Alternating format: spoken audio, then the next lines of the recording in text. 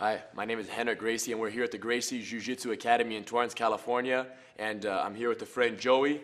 And the plan today is hopefully to show you viewers at home a little bit of what Gracie Jiu-Jitsu is about, and hopefully how it can be useful for people of all ages, shapes, and sizes to defend themselves in a real street fight situation. A couple things you have to keep in mind is that in any real street fight situation, it's very likely that the likely attacker you'd be dealing with is bigger, heavier, and stronger than you are. So today we're going to show you one simple technique or one simple situation that is likely to happen in any confrontation. This is Joey. Joey has really never done any jiu-jitsu in his life, and he's here to just demonstrate and show a few techniques. So Joey, if you wouldn't mind laying down with your head this way, please.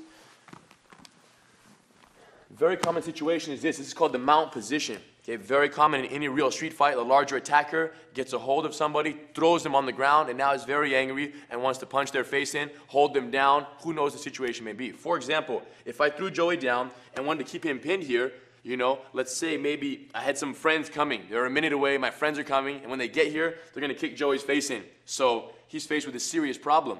The problem is, from here, for those of you at home who are thinking about maybe striking him in the face, if he tries to strike me here, he can't, but I can easily reach his face. So trying to strike them, not only will it not solve the problem, but it might actually make things worse, because if he tries to hit me, makes me mad, now I'm punching him back in his face, he just made the situation worse than what it was. So striking him is not going to get him off. But how would you push me off if someone's on top of you? Go ahead and throw me off, please. No, come on, Joey, really throw me off, buddy, please. Please, Joey, throw me off. Come on, man. My friends are coming right now. Guys, get the baseball bat. Bring the golf club as well. The golf club's in my truck.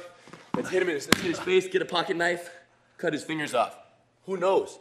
The problem is Joey's going crazy trying to get out, but because he's just trying to throw my body off using arm strength, he does that for 10, 15, 20 seconds, and then eventually he gets extremely tired, and then he's left with nothing. The person on top is full of energy and punches his face in. So not knowing the proper technique, not only will it not solve the problem, but it'll make you very tired in a fight, which is ultimately going to end up, you getting beat up. So if you would sit up, please. So now, if Joey were to mount on top of me, sit right here, please, with your knees on the ground, and hold me down, choke me, whatever you want, but keep me pinned down tight. Instead of pushing him all crazy, if I just do this and roll him off to the side, I'm okay. Okay, one more time. This time I'll show you guys what I did. Basically, when Joey was on the bottom, when I was mounted on top and Joey was laying down, he grabbed onto me and was pushing me off, but all I did, go ahead and put your hand out, Joey, other side.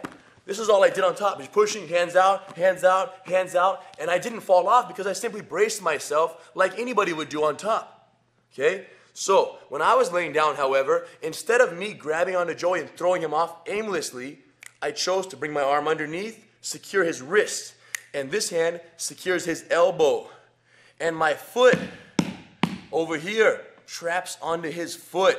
So I'm trapping his arm and his foot on one side of his body.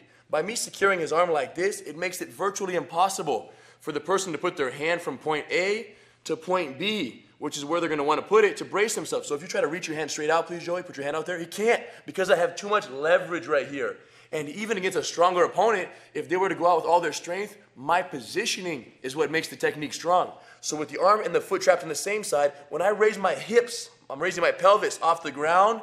Because his arm is trapped, he can't prevent himself from falling. And then I go to my knees, and now I'm on top. So lay over here, champ.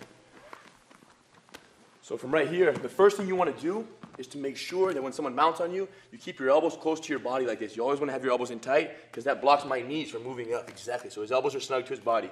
As I grab him to choke him or hold him or whatever I'm doing with my hands, Joey's going to grab one of my arms, secure my wrist like that, and my elbow like this. Now, the way he's trapping my wrist right here has enough leverage that it makes it, like I told you, virtually impossible for my hand to go to the ground when I want to brace myself on that side. It won't work. Keep my hand glued to your chest. Now, the trick for you, bro, is try to relax and use as little strength as possible. So keep it there, but without overexerting your energy. So you're exactly, you have enough leverage, I can't put my hand out. Now, from here, also trap my foot here. He's keeping my arm and foot trapped. Now, very slowly, keeping your arm trapped, raise your hips straight up, slow. Keep going with your hips all the way up, please. Keep going, keep going, keep going. Go to your knees. Yes, exactly. And now he's here. Now you get up, run away, punch his face in, whatever you want. Once you're on top of the fight, life is good. Okay, one more time, please. That was very nice. So the trick is securing the arm. As soon as they try to trap you down, wrist and elbow, and hold it snug enough that I can't brace myself. Exactly. And when you grab the wrist right here, it's important that you grab the wrist like that, hooking with your thumb on top of the wrist. If you grab it with the thumb underneath the wrist, the person will have leverage, hold the wrist please, to slip out. But if you hook it, there's no leverage for my hand to go to the side. So by hooking it, you have much more leverage in the technique. So hook the wrist, hold the elbow, trapping the foot. Everything on one side of my body has been trapped and isolated. From there, he keeps it trapped, and very slowly, keep your head off the ground. You're gonna bridge off your shoulders as you raise your hips up. So your shoulders stay on the mat. Slowly raise your hips up, keep your arm trapped please, higher, higher, and go to your knees. Perfect, exactly. And from here, if you want to, put your hands on my knees, stand up and you're gone. Yes, and you can run, get away, whatever you want, depending on the situation. Very good.